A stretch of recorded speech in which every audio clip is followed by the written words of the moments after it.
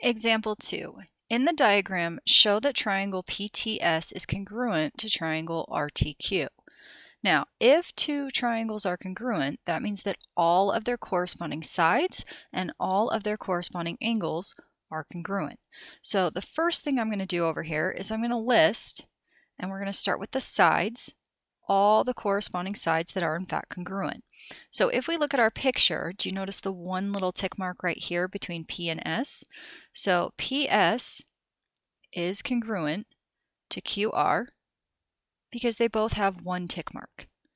Then I can say that PT is congruent to RT because they both have 3 tick marks. And then I can say that ST is congruent to QT because they both have 2 tick marks. So we know all the sides are congruent. Step 2, we have to show that all the angles are congruent.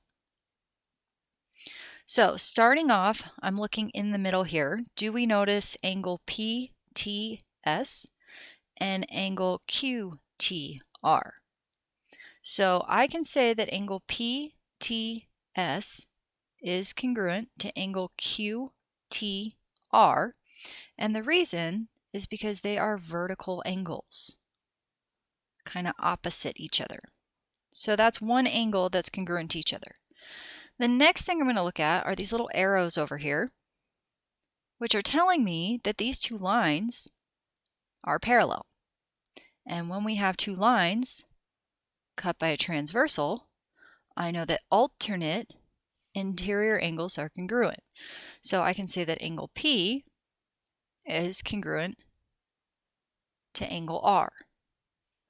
If I look at my other transversal, which is sitting right here, then these two would be the alternate interior angles. So then I can say that angle S is congruent to angle Q, and then both of these are because alternate interior angle theorem.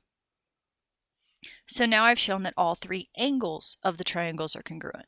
So because all corresponding parts are congruent,